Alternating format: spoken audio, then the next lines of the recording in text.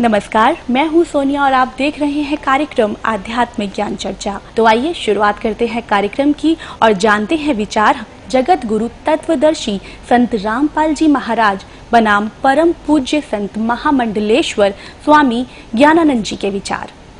महाराज जी, आपका इष्ट देव कौन है? श्री राधे। हमारे इष्ट अखिल कोटि ब्रह्मांड नायक जगत गुरु भगवान श्री कृष्ण हैं। श्री कृष्ण भगवान पूर्ण अवतार हैं। कृष्णस्तु भगवान स्वयं। कृष्ण अपने आप में पूर्ण परमात्मा है, पूर्ण ब्रह्म है, स्वयं परमात्मा श्री कृष्ण हैं। महाराज जी, क्या श्री कृष्ण जी ही विष्णु भगवान का स्वरूप हैं? जहां तक बात है भगवान कृष्ण और विष्णु भगवान, विष्णु भगवान को जब हम नारायण के रूप में लेते हैं तो वहाँ भगवान कृष्ण नारायण के ही अवतार हैं। तो उस रूप में वहाँ एक रूपता है, वहाँ की भिन्नता कहीं भेद नहीं है। महाराज जी, ये भी आपसे जानना चाहेंगे कि समाधि अभ्यास यानी कि मेडिटेशन, राम, हरे कृष्ण, हरिओम आदि से मोक्ष संभव है या नहीं?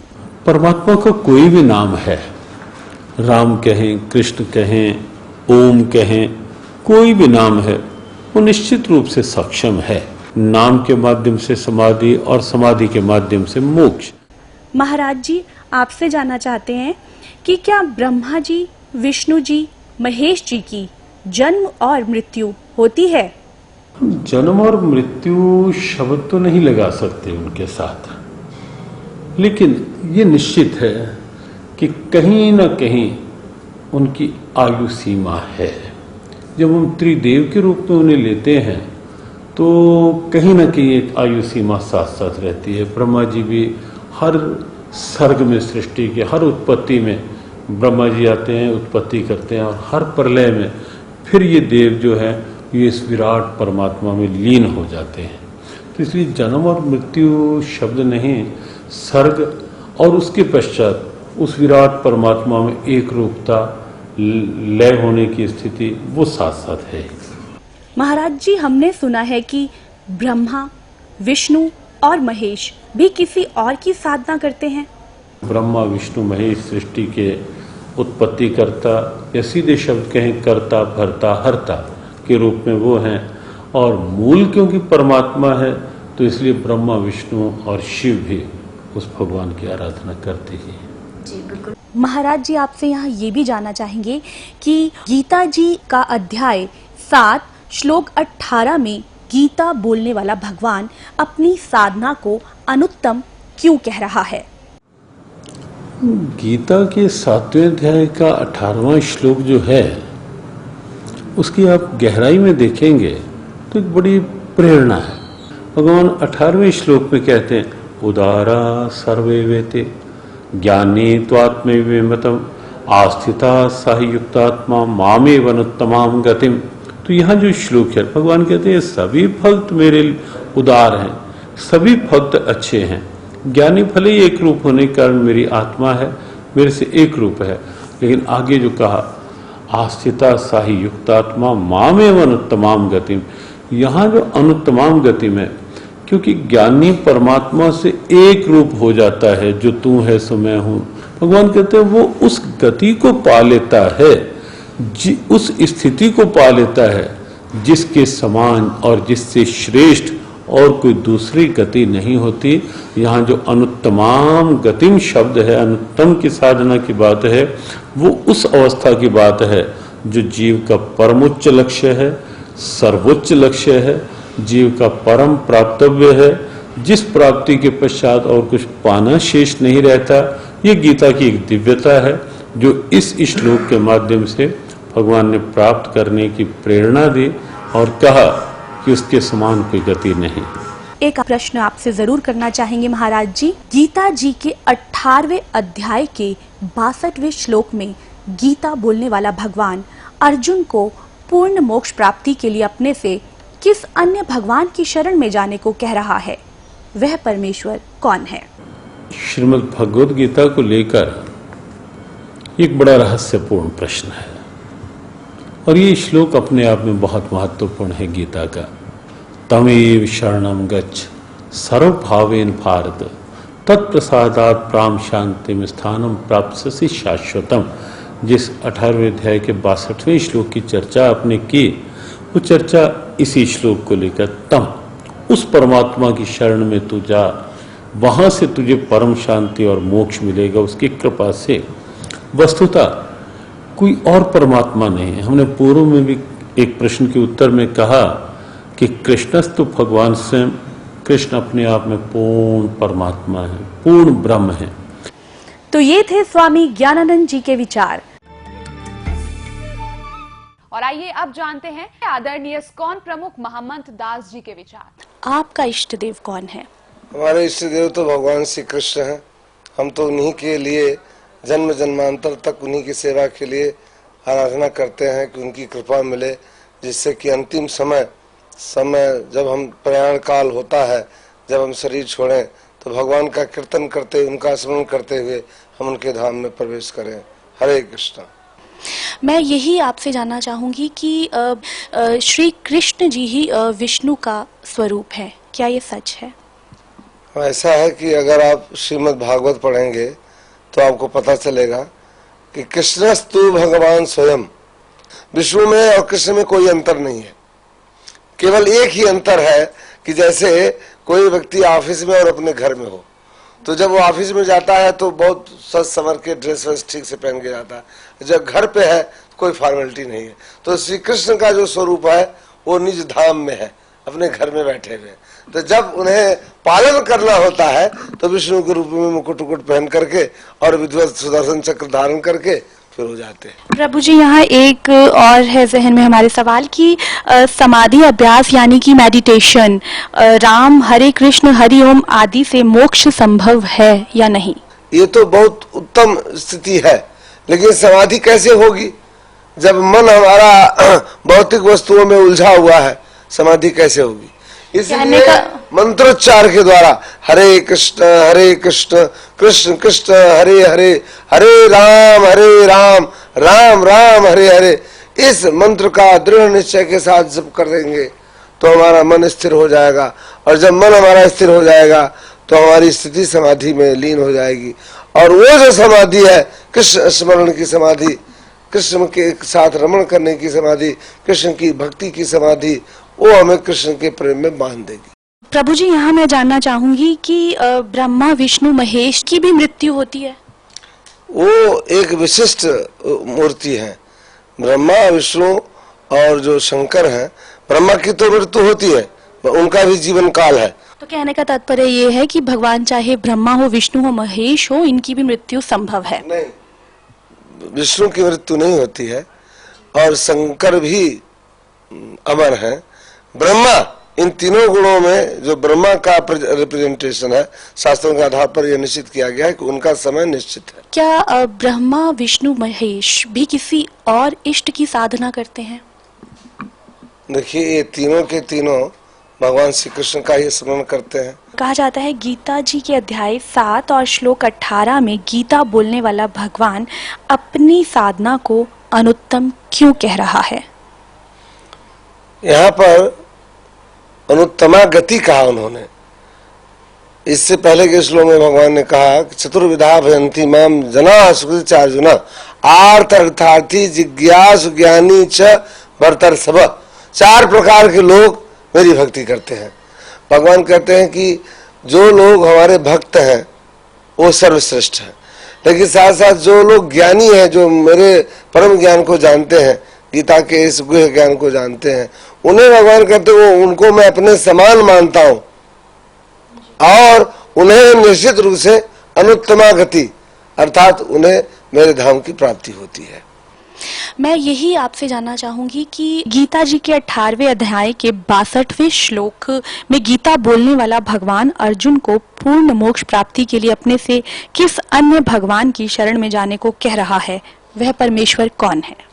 कृष्ण के अतिरिक्त तो कोई भगवान ही नहीं है कि उस परम ईश्वर की अर्थात उस श्री कृष्ण, उस मेरे कृष्ण की या मेरी आराधना तो हृदय में बैठ के करो। ये थे आदरणीय इस्कॉन प्रमुख महमंत दास जी के विचार। और आइए अब जानते हैं जगत गुरु तत्वदर्शी संत रामपाल जी महाराज के विचार।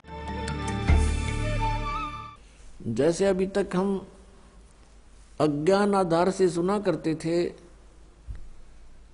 कि श्री ब्रह्मा जी, विष्णु जी, शिव जी ये अजरो अमर हैं, सर्वेश्वर हैं, इनके कोई माता पिता अर्थात जनक नहीं है। ये अज्ञान था, सत्संग नहीं था। जबकि इनकी जीवनी में लिखा है कि ये नासवान है, इनकी जन्म मृत्यु होती है, दुर्गा इनकी माता है और काल रूपी ब्रह्म इनका पिता है। तो ये अज्ञान था। अब यहां थोड़ा सा प्रमाण देना पड़ेगा, नहीं तो भक्त प्रथम बार इस बात को सुनेगा कि ब्रह्मा विष्णु महेश नासवान है, इनकी जन्म मृत्यु होती है, तो बिदक जाएगा और हो सकता है फिर ये कभी वचन भी ना सुने। उसका दुर्भाग्य होगा, क्योंकि सच्चाई से दूर भागना नहीं चाहिए। सच्चाई को धैर्यपूर्वक सुनना चाहिए, फिर विचार करना चाहिए कि सचमुच ये कितना सत्य है। और सत्य है तो फिर सत्य के लिए हम भटक रहे हैं। सत्य मिला और हमें अपना कल्याण हुआ। अभी तक हम असत्य में भटक रहे थे, असत्य साधना कर रहे थे, असत्य ज्ञान सुन रहे थे, असत्य परमात्माओं पर आश्रित थे। अब हमें सत्य मिलेगा तो ग्रहण करेंगे, हमारा सबका मोक्ष हो जाएगा। अब देखिएगा, थोड़ा प्रमाण दिखाते हैं श्री देवी पुराण में। देखिएगा, श्रीमद् देवी भागवत गीता प्रेस गोरखपुर से प्रकाशित है। और इसके कौन है संपादक? हनुमान प्रसाद पोदार चिमनलाल गोस्वामी। और ये गीता प्रेस गोरखपुर से प्रकाशित है, मुद्रित भी वहीं से है। गीता प्रेस प्रकाशक एवं मुद्रक हैं गीता प्रेस गोरखपुर, गोविंद भवन कार्यालय, कोलकाता का संस्थान। इसके 123 पृष्ठ को ही पढ़ेंगे, इसमें बहुत से संशय दूर हो जाएंगे। तीसरा स्कंद श्रीमद् देवी भागवत आप पढ़ रहे हैं, 123 पृष्ठ पर देखिएगा। तुम भगवान विष्णु जी अपनी माता दुर्गा के विषय में कह रहे हैं स्तुति करते हुए, तुम शुद्ध स्वरूपा हो, यह सारा संसार तुम से उद्भासित हो रहा है। मैं ब्रह्मा और शंकर हम सभी तुम्हारी कृपा से विद्यमान हैं। हमारा आविर्भाव माने जन्म और तिरोभाव माने मृत्यु हुआ करता है। हमारा जन्म और मृत्यु हुआ करता है। केवल तुम ही नित्य हो, जगत जननी हो, प्रकृति और सनातनी देवी हो। ओह, फिर यहाँ कहा है, ये स्पष्ट लिखा है आविर्भाव माने जन्म। भगवान विष्णु जी स्वीकार कर रहे हैं कि मैं ब्रह्मा और शंकर हम सभी का जन्म और मृत्यु हुआ करता है। केवल तुम ही नित्य हो, यानी अविनाशी हो, जगत जननी हो, प्रकृति और सनातनी देवी हो। ये भी याद रखना कि प्रकृति दुर्गा के लिए ही कहा जाता है। भगवान शंकर बोले, देवी यदि महाभाग विष्णु तुम्ही से प्रकट हुए हैं तो उनके बाद उत्पन्न होने वाले ब्रह्मा भी तुम्हारे बालक हुए। फिर मैं तमोगुणी लीला करने वाला शंकर क्या तुम्हारी संतान नहीं हुआ? अर्थात मुझे भी उत्पन्न करने वाली तुम ही हो शिवे। संपूर्ण संसार की सृष्टि करने में तुम बड़ी चतुर हो। इस संसार की सृष्टि, स्थिति और संहार में तुम्हारे गुण सदा समर्थ हैं। उन्हीं तीनों गुणों से उत्पन्न हम ब्रह्मा, विष्णु एवं शंकर नियमानुसार कार्य में तत्पर रहते हैं। पुण्यात्मा, इस श्रीमद् देवी भागवत यानी देवी पुराण ने चंद पंक्तियों में ये 5 कंसेप्ट क्लियर कर दिए। नंबर 1, ब्रह्मा विष्णु महेश नासवान है, इनकी जन्म मृत्यु होती है, ये इनकी जीवनी में लिखा है। और नंबर 2, प्रकृति दुर्गा को कहते हैं। नंबर 3, दुर्गा इन ब्रह्मा विष्णु महेश की माता है। और नंबर 4, ये कहते हैं हम तो केवल नियमित कार्य ही कर सकते हैं, यानी जिसके संस्कार में दुख या सुख जैसा है उसको एज इट इज दे सकते हैं, उसमें हम कोई परिवर्तन नहीं कर सकते। और पांचवा ये हो गया कि रजगुण ब्रह्मा, सतगुण विष्णु, तमगुण शिव जी है, कि इन तीनों गुणों से उत्पन्न हम। तो पुण्यात्माओं, अभी तक जो ये ज्ञान दिया करते थे वो दंत कथा थी, अज्ञान था, वो सत्संग नहीं था। और आज तक पवित्र हिंदू धर्म के जो गुरु मार्गदर्शक माने जाते थे, ऋषि महर्षि मंडलेश्वर, वो अपने सदग्रंथों से भी परिचित नहीं थे। विचारणीय विषय है कि एक अध्यापक विद्यार्थियों को आउट ऑफ सिलेबस पढ़ाता है, पाठ्यक्रम से अलग ज्ञान देता है, वो उनका मित्र नहीं शत्रु है। तो आज तक जितने भी हमारे पवित्र हिंदू धर्म के जो मार्गदर्शक थे वे टीचर कहलाते थे, लेकिन वो टीचर नहीं थे, वो महाअज्ञानी थे। उन्होंने अपने सदग्रंथों को अर्थात पाठ्यक्रम की पुस्तकों को भी नहीं ढंग से पढ़ा, नहीं समझा, एक लोक वेद बना के पूरे मानव समाज को भ्रमित कर दिया। श्रीमद् भगवत गीता लगभग 5500 वर्ष पूर्व श्री वेद व्यास जी द्वारा लिपिबद्ध की गई थी और श्री कृष्ण जी के शरीर में प्रवेश करके ब्रह्म ने, सर्वपुरुष ने अर्थात काल भगवान ने यह बोली थी। इस दास को परमात्मा कबीर देव जी ने दिव्य दृष्टि दी, यानी ज्ञान दृष्टि दी।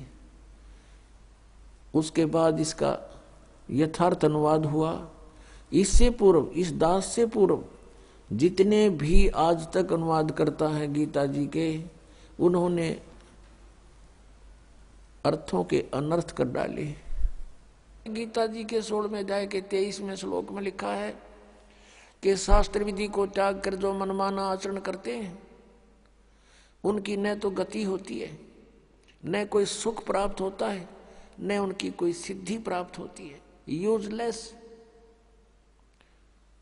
गीता जी अध्याय नंबर 16 के श्लोक 24 में तुरंत कहा है कि इससे तेरे लिए अर्जुन कर्तव्य और अकर्तव्य की व्यवस्था में सदग्रंथ ही प्रमाण है, नथिंग एल्स। किसी की दंत कथा पर मत विश्वास करना, जो अपने सदग्रंथों में लिखा है उसी में वे ऑफ वर्शिप सही है, फाइनल है। अब जैसे ये श्री कृष्ण जी के पुजारी पवित्र हिंदू धर्म में जितने भी पुण्यात्मा हैं, अब गीता जी को सिरोधार्य मानते हैं और नाम जपते हैं, हरे राम हरे कृष्ण, राधे राधे श्याम मिला दे, ओम नमः शिवाय, ओम भागवते वासुदेव नमः, एवं नमः। ये पता नहीं कितने मंत्र बना रखे। गीता जी में है कोई मंत्र ऐसा? गीता जी में फाइनल फैसला कर रखे है। गीता जी अध्याय नंबर 8 के श्लोक नंबर 13 में कहा कि ओम इति एक अक्षरम ब्रह्म व्यवहारण माम अनुसमरण ये परियाति तदन देहम सयाति परमाम गति। मुझ ब्रह्म का, माम ब्रह्म, मुझ ब्रह्म का केवल ओम इति एक अक्षरम, ये ओम एक अक्षर है, नथिंग एल्स, और कुछ नहीं। उच्चारण करके सिमरण करता हुआ जो अंतिम श्वास तक, शरीर छोड़ने तक इसका सिमरण करता हुआ छोड़कर जाता है, यह प्रियाति तदन देहम सयाति परमाम गति, वो परम गति को प्राप्त होता है। ओम से मिलने वाली परम गति, ओम से मिलने वाली श्रेष्ठ गति कौन सी है? ब्रह्म लोक प्राप्ति, क्योंकि ओम ब्रह्म का मंत्र है। गीता जी अध्याय नंबर 7 के श्लोक नंबर 18 में गीता ज्ञानदाता ब्रह्म श्री कृष्ण जी में बोल रहा है। वो कह रहा है कि मेरी गति में ये उदार आत्मा है तो अच्छी, लेकिन ये मेरे वाली घटिया गति में ही आश्रित रहे। ओम से मिलने वाली जो सुविधा है, मोक्ष है, जितना कहते यो तो व्यर्थ है, घटिया है, अनुत्तम है। अनुत्तम क्यों है? क्योंकि गीता ज्ञानदाता स्वयं कह रहा है 4 अध्याय के 5वें और 9वें श्लोक में, 2 अध्याय के 12वें श्लोक में, 10वें अध्याय के 2 श्लोक में, अर्जुन तेरे और मेरे बहुत जन्म हो चुके हैं, तू नहीं जानता मैं जानता हूं। तो इससे सिद्ध है कि जन्म मृत्यु ब्रह्म की भी और पुजारी भी फिर जो दुखी जन्म और मृत्यु जैसा दुख नहीं पृथ्वी पर। इसलिए गीता ज्ञानदाता 18वें अध्याय के 62वें श्लोक में कहता है अर्जुन तू सर्वभाव से उस परमेश्वर की शरण में जा, उसकी कृपा से ही तू परम शांति को और सनातन परम धाम को प्राप्त होगा। अब पुण्यात्माओं 17वें अध्याय के 23वें श्लोक में गीता जी में स्पष्ट किया है कि उस सच्चिदानंद घन ब्रह्म की पूजा यानी तत्ब्रह्म उस परम अक्षर ब्रह्म की साधना का 3 मंत्र का जाप है, उसको प्राप्ति का ओम तत्सत, ओम ब्रह्म का सरपुरुष भी कहते हैं इस ब्रह्म को, और तत् अक्षर पुरुष का वो सांकेतिक है, और सत जो है परम अक्षर ब्रह्म का, इनकी मजदूरी करनी है। इन तीनों की साधना से ही परमात्मा प्राप्ति सतलोक प्राप्ति होगी। ओम और तत् सांकेतिक है, ये दोनों मिलकर 2 अक्षर का सतनाम बनता है। और तीसरा वो सार नाम है जो सत कहा है गीता जी अध्याय नंबर 17 के श्लोक 23 में। तो कहने का भाव ये है कि हम साधना करने का खूब कोशिश की हमने, अब पढ़े गीता और नाम ले हरे कृष्ण कृष्ण कृष्ण हरे हरे राधे राधे, कोई बात हुई या बालकों का खेल बना रखा हमने, भगवान की तरफ जरा भी ध्यान नहीं दिया। गीता जी में है कहीं ये मंत्र, फिर जाप किस लिए कर रहे हो? परमात्मा का विधान है ये। हमने गीता जी के अतिरिक्त वेदों के अतिरिक्त किसी की भी आदेश की पालना नहीं करनी है। यदि हम परमात्मा के विधान के विरुद्ध किसी की आज्ञा का पालन करके साधना करते हैं तो वो शास्त्र विधि को त्याग का मनमाना आचरण है। अब परमात्मा ने ये शब्द बोला कि 3 देव की जो करते भक्ति उनकी कदे ना हुआ मुक्ति, गुण तीनों की भक्ति में ये भूल पड़ो संसार, कह कबीर निज नाम बिना कैसे उतरे पार। परमात्मा को अशिक्षित कहा करते थे और सब वेदों और पुराणों का निष्कर्ष अपने अमृतवाणी में उन्होंने लिखा हुआ है। 3 गुण की भक्ति, रजगुण ब्रह्मा, सदगुण विष्णु, तम गुण शिव जी। अब ये बात सीधी समझ में ना आवे, इन पुराणों से आएगी, आपको दिखाते हैं। 3 देव की जो करते भक्ति उनकी कदे ना हो वह मुक्ति। 600 वर्ष पहले भगवान कह के गए कबीर जी, और आज हमारी गीता जी बता रही है ये कि इन 3 देवताओं की भक्ति किस टाइप के आदमी करते हैं। देखो पहले ये सिद्ध करते हैं गुण किसे कहते हैं। ये मार्कंडेय पुराण है, संक्षिप्त मार्कंडेय पुराण, गीता प्रेस गोरखपुर से प्रकाशित है। इसके भी 123 पृष्ठ पर आपको दिखाते हैं, ये 122 पृष्ठ है संक्षिप्त मार्कंडेय पुराण। यहाँ से प्रारंभ है, मार्कंडेय ऋषि बोले मुने, ये इन्हीं का प्रकरण चलता रहा। यहाँ आ जाते हैं हम 123 पृष्ठ पे। इस तरह स्वयंभू परमपिता परमात्मा की 3 अवस्थाएं हैं, रजोगुण प्रधान ब्रह्मा, तमोगुण प्रधान रुद्र और सतोगुण प्रधान विश्वपालक विष्णु है। ये ही 3 देवता हैं और ये ही 3 गुण हैं। गुण तीनों की भक्ति में ये भूल पड़ो संसार, कहे कबीर निज नाम बिना कैसे उतरे पार। यही 3 देवता हैं, यही 3 गुण हैं। कंसेप्ट क्लियर हुआ, फिर भी और कंसेप्ट क्लियर करते हैं। एक संस्कृत सहित है श्रीमद देवी भागवत, अथ देवी भागवतम सभाष्टिकम सहमात्यम, खेमरा श्री कृष्ण दास प्रकाशन बंबई। इसके हम 3रे स्कंद में आते हैं। अथ श्रीमद देवी भागवते भाषा टीका युक्ते 3य स्कंद प्रारंभते। अब इसके 11 पृष्ठ पर आते हैं और 3रा स्कंद अध्याय 5। यहाँ देखना, ये 7वां श्लोक समाप्त हुआ, 8वां प्रारंभ होता। हे माते, यदि हमारे ऊपर सदा आप दया युक्त हो तो हमको तमोगुण में किस प्रकार प्रदान किया है, ब्रह्मा रजोगुण और हरि सतोगुण युक्त क्यों किए हैं। अब संस्कृत और पढ़ाएंगे, देखियो। ये 7वां समाप्त हुआ, 8वां प्रारंभ होता है। यदि दया धर्मना न सदा अंबिके, यदि आप दयालु हमारे ऊपर है दुर्गा है अंबिके, कथम अहम विहित है। शंकर जी कह रहे हैं कि कथम अहम विहित है, किस प्रकार मैं बना दिया तमोगुण है। और कमल जय, कमल से उत्पन्न होने वाले ब्रह्मा को रजगुण संभव, सुवित किमु सतोगुण हरि और विष्णु जी को आपने सतोगुण क्यों बढ़ा दिया। इति सिद्धम रजगुण ब्रह्मा सतगुण विष्णु तमगुण शिव जी। अपनात्मो श्रीमद् भगवद गीता में आपको दिखाते हैं कि इन तीनों गुणों त्रिगुणमयी माया रजगुण ब्रह्मा सतगुण विष्णु तमगुण शिव जी की जो पूजा करते हैं उनको क्या उपमा दे रखी है इस पवित्र ग्रंथ में। देखिएगा, श्रीमद् भगवद गीता, गीता प्रेस गोरखपुर से प्रकाशित है। जयदयाल गोविंद का इसके अनुवादक है। अब ये 7वां अध्याय है। इसमें गीता ज्ञानदाता कहता है कि पार्थ, अनन्य प्रेम से मुझ में आसक्तित मेरे प्राण होकर योग में लगा हुआ जिस प्रकार से संपूर्ण विभूति बल ऐश्वर्य युक्त गुणों युक्त सबके आत्म रूप समग्र यानी पूर्ण रूप से मुझको संशय रहित जानेगा, उसको सुन। इतने सा ज्ञान सुना दूंगा जो तू मुझे अच्छी तरह समझ जा, मैं क्या हूँ, मेरी क्या स्थिति है।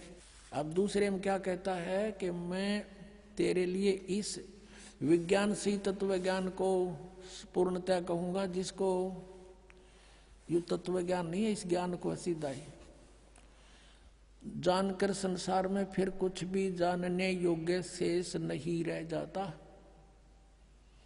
फिर देखो इसमें कहा है कि हजारों मनुष्यों में कोई एक मेरी प्राप्ति के लिए यत्न करता है, नहीं तो अन्य देवताओं की पूजा करते रहते हैं।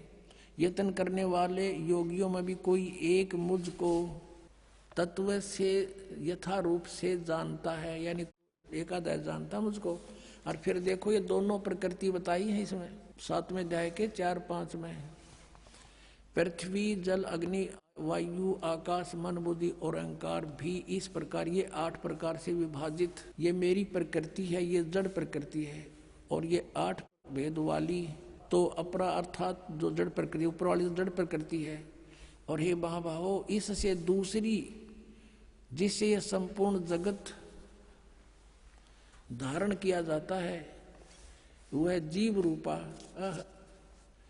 वह है मेरी चेतन प्रकृति जान, ये दुर्गा है दुर्गा। तो अब ये कंसेप्ट हो गया क्लियर के प्रकृति दुर्गा को कहते हैं। शिव पुराण ने भी और विष्णु पुराण ने कति क्लियर कर दिया। अब यहाँ प्रसंग चल रहा है कि तीनों गुण। अब ये काल कहता गीता ज्ञानदाता कि ऐसा ज्ञान सुना दूंगा, इसके जानने के बाद फिर कुछ भी जानना शेष नहीं रहेगा। अब देखो क्या बताना चाहता है वो। श्रीमद् भगवद गीता, गीता प्रेस गोरखपुर से प्रकाशित है। जयदयाल गोविंद का इसके अनुवादक है। अब हम इसी के 12वें श्लोक से शुरू करेंगे, 7वें अध्याय के 12वें श्लोक से। अब यहाँ कहता है ये गीता ज्ञानदाता, और भी जो सतगुण से उत्पन्न होने वाले भाव हैं, सतगुण से सतीथि, रजगुण से उत्पत्ति, तमोगुण से संहार, तो सतगुण से होने वाले भाव हैं। और जो रजोगुण तथा तमोगुण से होने वाले भाव हैं, उन सब को तो मुझसे ही होने वाले हैं ऐसा जान, परंतु वास्तव में उनमें ये मैं और वे मुझ में नहीं है। अब इसने स्पष्ट किया है, जैसे आपने श्री शिव पुराण में पढ़ा 9वें अध्याय के लास्ट में 110 पृष्ठ पर गीता प्रेस गोरखपुर से प्रकाशित में, कि इस प्रकार तीनों देवताओं में गुण है परंतु शिव गुणातीत माना गया। ये काल कह रहा है, गीता बोल रहा है वो कि मैं उनमें नहीं हूं और ये तीनों देवताओं में गुण है। अब देखो 13वें में गुणों के कार्य रूप सात्विक राजस और तामस, इन 3 प्रकार के भावों से ये सारा संसार प्राणी समुदाय मोहित हो रहा है। इन तीनों गुणों से परे यानी ब्रह्मा विष्णु महेश से अलग जो मैं हूं काल ब्रह्म मुझ अविनाशी को नहीं जानता। इन तीनों देवताओं तो ऊपर मन नहीं, मुझे नहीं जानते, ये इन्हीं की पूजा करते रहते हैं। अब 14वें श्लोक में 7वें अध्याय के इसमें क्या कहा है, क्योंकि यह अलौकिक अर्थात अति अद्भुत त्रिगुणमयी मेरी माया रजगुण ब्रह्मा सतगुण विष्णु तमगुण शिव जी के द्वारा फैलाया गया जाल बड़ी दुस्तर है। ये माया बड़ी खतरनाक है। और जो पुरुष मुझको निरंतर भजते हैं, ये ब्रह्म कहता है जो मेरी भक्ति करते हैं वो माया का उल्लंघन कर जाते हैं, वो ब्रह्मा विष्णु महेश की पूजा नहीं करते, इनसे ऊपर उठ जाते हैं। और 15वें में कंसेप्ट क्लियर कर दिया। माया के द्वारा जिनका ज्ञान हरा जा चुका है, त्रिगुणमयी माया, रजगुण ब्रह्मा, सतगुण विष्णु, तमगुण शिव जी के द्वारा, उनकी भक्ति से ऊपर जो कुछ सुनने को तैयार नहीं, कुछ करने को तैयार नहीं, उनका उन्हीं से मिलने वाले लाभ पर आश्रित हो चुके हैं, उनका ज्ञान हरा जा चुका है। असुर स्वभाव को धारण किए हुए मनुष्यों में नीच और दूषित कर्म करने वाले मूढ़ लोग, मूर्ख, मुझको नहीं भजते। अपने आत्माओं, ये स्पष्ट कर दिया कि अन्य देवता, रजगुण ब्रह्मा, सतगुण विष्णु, तमगुण शिव जी की जो भक्ति करते हैं वो राक्षस स्वभाव को धारण किए हुए मनुष्यों में नीच दूषित कर्म करने वाले मूर्ख। गीता ज्ञानदाता कहता है वो मेरी भक्ति भी ना करते, इन्हीं तक सीमित है। और देखो आगे इसमें 16 से लेकर 19 तक फिर इसने अपने विषय में बताया कि मेरी भक्ति 4 प्रकार के करते हैं। फिर 20 से फिर शुरू करता है इन्हीं देवताओं के बारे में। देखिएगा, ये वही गीता प्रेस गोरखपुर से प्रकाशित है, 7वां अध्याय। अब हमने 15 तक पढ़ लिए, अब 20 में आ गया। उन भोगों की कामना द्वारा जिनका ज्ञान हरा जा चुका है, जो 15वें श्लोक में गया 7वें अध्याय में, अपने स्वभाव से प्रेरित होकर उस नियम का धारण करके वो अन्य देवताओं को भजते अर्थात पूजते हैं। ब्रह्मा विष्णु महेश ये तीनों गुण अन्य देवताओं में आते हैं। अब यहाँ देखो 21वें का 7वें अध्याय का 21वां श्लोक। जो सकाम भक्त जिस देवता के स्वरूप को श्रद्धा से पूजना चाहता है, उस भगत की श्रद्धा को मैं उसी देवता के प्रति स्थिर करता हूँ। जैसे कोई विष्णु जी को पूजता है तो ये स्वयं आ जा विष्णु रूप धारण कर उसने तथास्तु कर जाए का देसी दे जाओ खिलौने खेल लें जा। फिर अब 22 में देखो, वह साधक वह पुरुष श्रद्धा से युक्त होकर उस देवता को पूजन करता है और उस देवता से मेरे द्वारा ही विधान किए हुए उन इच्छित भोगों को निस्संदेह प्राप्त करता है। कहता है उन जो अन्य देवता हैं ब्रह्मा विष्णु महेश, इनको मैंने एक एक विभाग दे रखा है, वो शक्ति मेरी तय काम कर रहे हैं। इसका अर्थ ये है, अब 23 में 7वें अध्याय के 23 में स्पष्ट कर दिया है। परंतु अब 7वें अध्याय का 23 में स्पष्ट कर दिया है, परंतु उन अल्प बुद्धि वालों का, अल्प बुद्धि माने मूर्खों मंद बुद्धि वालों का वह फल नाशवान है। देवताओं को पूजने वाले देवताओं को प्राप्त होते हैं, और मेरे भक्त मुझको ही प्राप्त होते हैं। इन्होंने ये डंगा डाल दिया, चाहे जैसे ही भजे, चाहे कोई बात हुई। गीता जी कहता है कि एक मेरा तो एक वो मंत्र, उसके अतिरिक्त कुछ भी नथिंग एल्स। ये इन्होंने आप डाल दिया, चाहे जैसे भी भजे, हरे राम हरे कृष्ण करें। इनका उद्देश्य ये है यहाँ डंगा डाण का। मेरे भक्त मुझको ही प्राप्त होते हैं, इतना सा बात है। अपने आत्मा रजगुण ब्रह्मा सतगुण विष्णु तमगुण शिव जी ये अन्य देवताओं में आते हैं, और शास्त्र विधि को त्याग कर जो मनमाना आचरण करते हैं उनको कोई लाभ नहीं होता। 16वें अध्याय के 23वें श्लोक में कहा है। अब यहाँ थोड़ा सा कंसेप्ट और क्लियर करते हैं। अब जैसे 16वें अध्याय के 23वें श्लोक में ये कहा कि शास्त्र विधि को त्याग कर जो मनमाना आचरण करते हैं उनको कुछ भी लाभ नहीं होता, ना उनकी गति हो, ना उनको कोई सुख हो, और ना उनकी कोई सिद्धि प्राप्त हो। यूजलेस। फिर क्या फायदा उस भक्ति का। और देखिएगा इन तीनों देवताओं की भक्ति भी शास्त्र विधि त्याग का मनमाना आचरण है। ये देखिएगा, यही गीता प्रेस गोरखपुर से प्रकाशित है। 16वें अध्याय का 23वां श्लोक दिखाते हैं। ये 16वां अध्याय और इसका 23वां श्लोक यहाँ पर है। जो शास्त्र विधि को त्याग कर अपनी इच्छा से मनमाना आचरण करते हैं वह न सिद्धि को प्राप्त होता है, न परम गति को, और न सुख को ही। यूजलेस। अब यहाँ 24वें श्लोक में 16वें अध्याय में कहा है, इससे तेरे लिए कर्तव्य और अकर्तव्य की व्यवस्था में शास्त्र ही प्रमाण है। यानी जो सदग्रंथों में विधि लिखी वही करना, और किसी की दंत कथा से हरे राम कृष्ण कृष्ण राधे राधे ये नहीं करना। ऐसा जानकर शास्त्र विधि से नियत कर्म करने योग्य हैं, और यानी शास्त्र के अंदर जो वर्णन है वही करना। अब देखो अपने आत्माओं 17वें अध्याय में अर्जुन ने पूछा कि भगवान, जो शास्त्र विधि त्याग का जो मनमाना आचरण करते हैं वो कैसे स्वभाव के होते हैं, देखिएगा। अब शपथ 10वां अध्याय, अब 16 में जाके 23-24 अंतिम मंत्र हैं, उनमें बता के शास्त्र विधि त्याग का मनमाना जो आचरण करते हैं उनको कुछ भी लाभ नहीं हो। तो अर्जुन ने पूछा, क्योंकि अर्जुन उसको कृष्ण मान रहा है, श्री कृष्ण में बोल रहा था वो ब्रह्म, हे कृष्ण, जो मनुष्य शास्त्र विधि को त्याग करे और श्रद्धा से युक्त देव आदि का पूजन करते हैं। अब जो के जो शास्त्रीय विधि त्याग कभी कुछ जिसकी जो पूजा करते हैं उनकी स्थिति कौन सी है, सात्विक है अथवा राजसी या तामसी।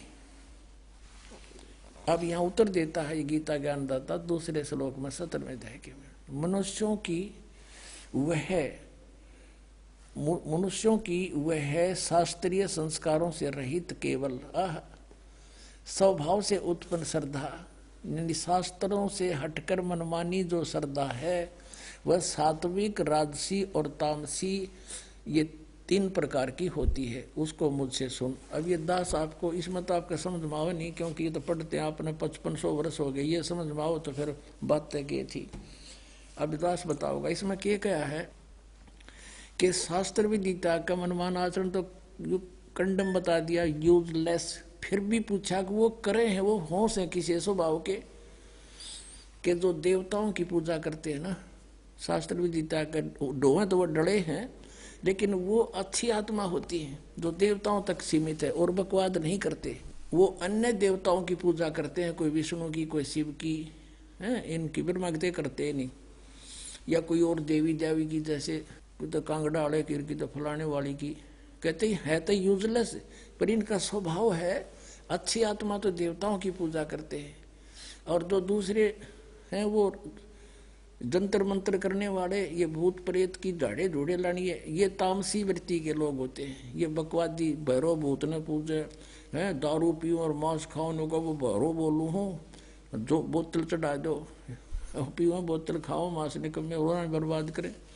कहने का भाव ये है कि हैं तो ये शास्त्र विधि त्याग का मनमान आचरण यूजलेस, पर इनका स्वभाव अलग अलग होता है, क्योंकि इनको ज्ञान नहीं होता, तत्वदर्शी संत नहीं मिलता, तब तक ये रास्ता बदल नहीं सकते।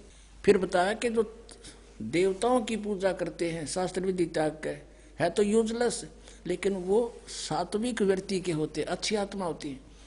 और जब उनको जो है ज्ञान हो जाएगा तब वो अपना रास्ता चेंज कर सकते हैं, और जो तामसी व्यक्ति के हैं वो नहीं जल्दी से समझते।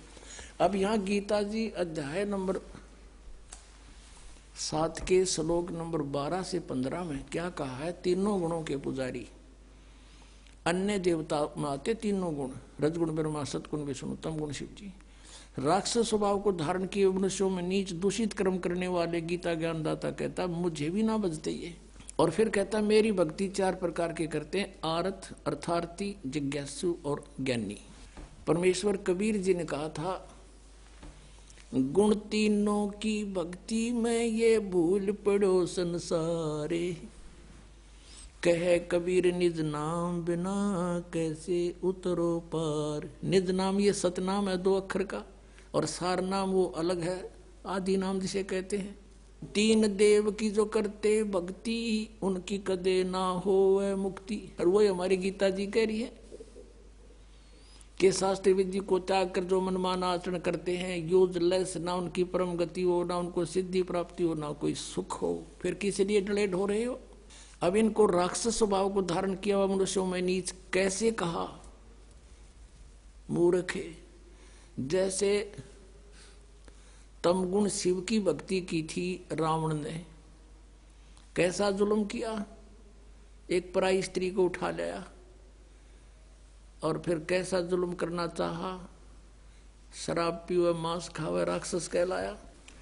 और फिर एक भस्मागिरी नाम का तपस्वी था, श्री शिव का पुजारी, तमोगुण शंकर का पुजारी, उसी के द्वार के सामने, गेट के सामने ऊपर ने सिर नीचे न पैर करके सिरासन पर 12 वर्ष तक खड़ा रहा। और भगवान एक दिन पार्वती ने कहा कि हे भगवान, आप तो महेश्वर हो, आप क्या नहीं कर सकते, आपका बच्चा क्या मांगता है, इसको दे दो वरदान जो मांगता है। इस बात से भगवान शिव ने कहा कि बोल भाई क्या मांगता है बता दे। उसने भस्मागिरी ने कहा कि ऐसे नहीं भगवान, वचनबद्ध हो जाओ।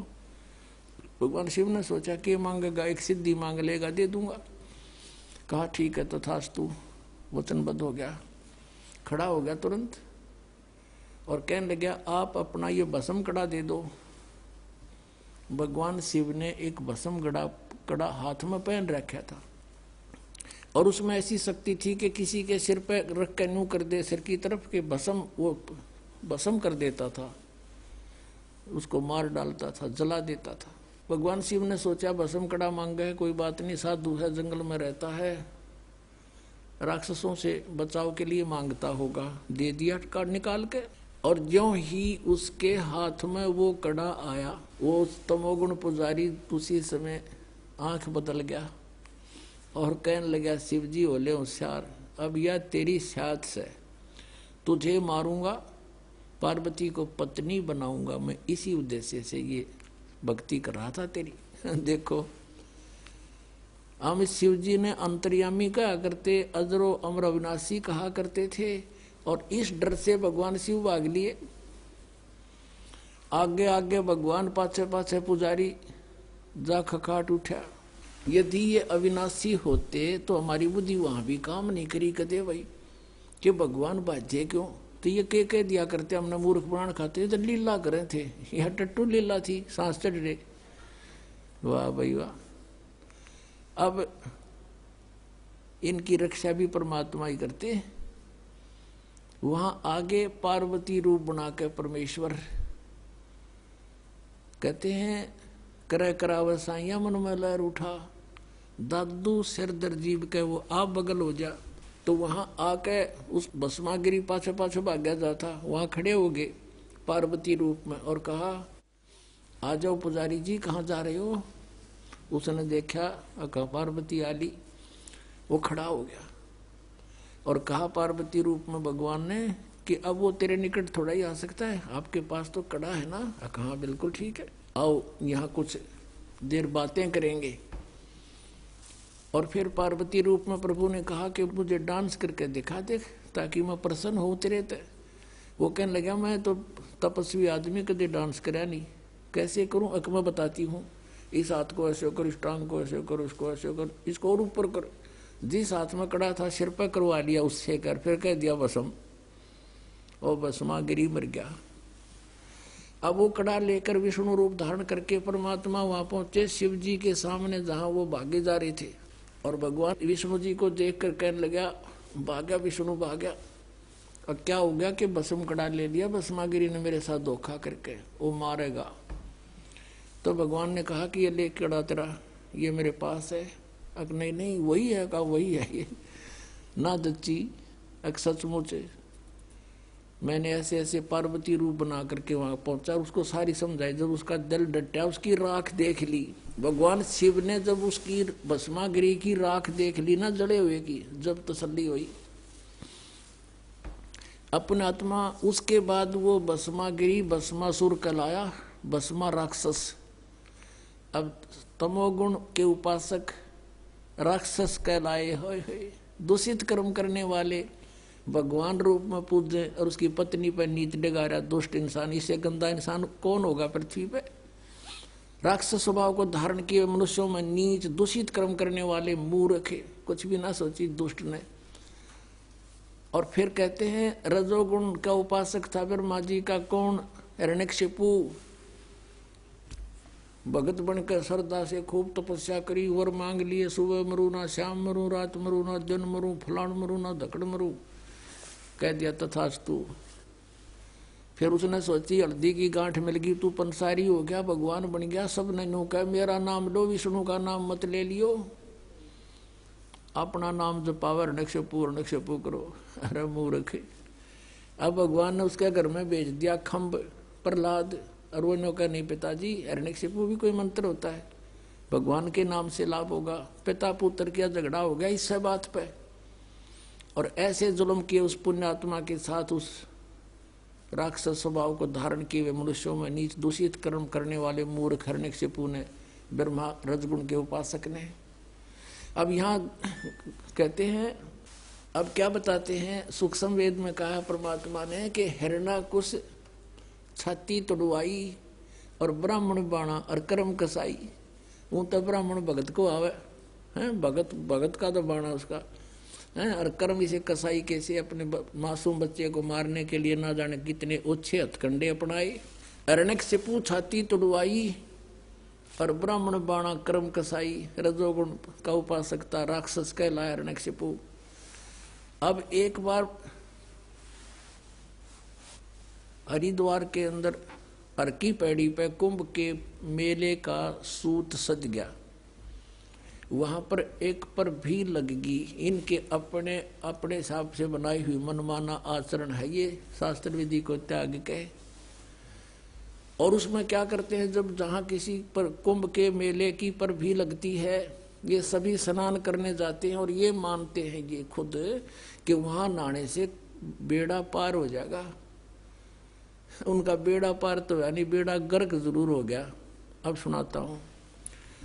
अब ये वहाँ कुंभ के मेले पर स्नान करने जब जाते हैं तो अपने अपने ग्रुप में इकट्ठे हो जाते हैं। गिरी अलग, पुरी अलग, सन्यासी न्यारे, नागा अलग, नाथ न्यारे, कनपाड़े न्यारे, बिना कनपाड़े अलग से, और वैष्णो के उपासक वो वैष्णो न्यारे, विष्णु के उपासक, तमोगुण सतोगुण के उपासक।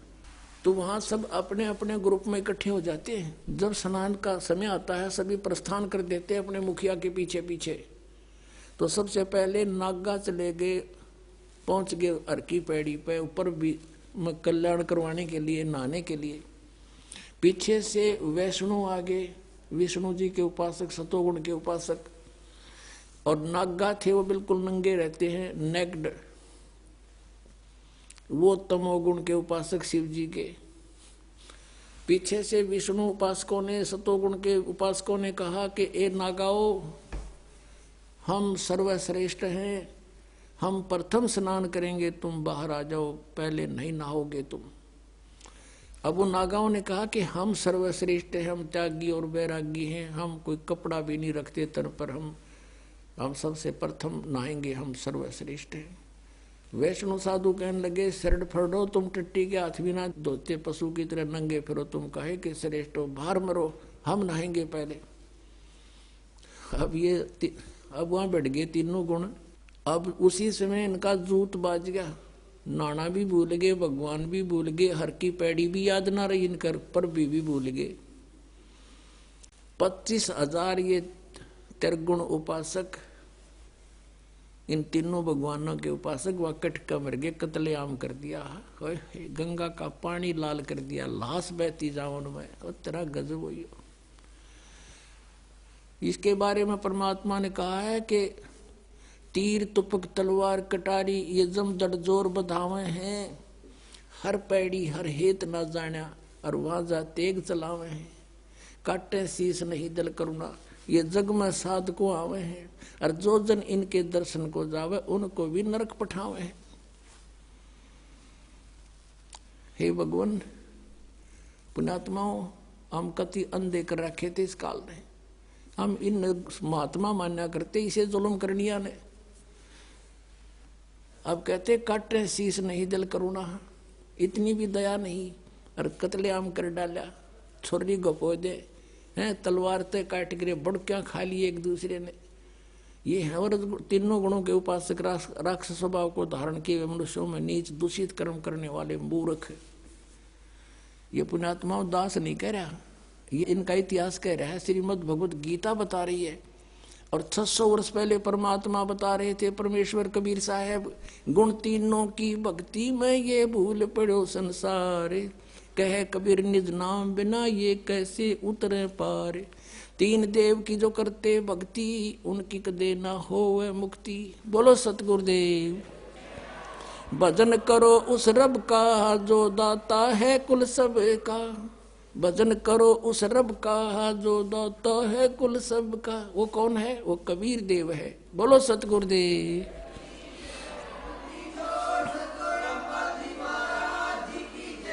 सत साहिब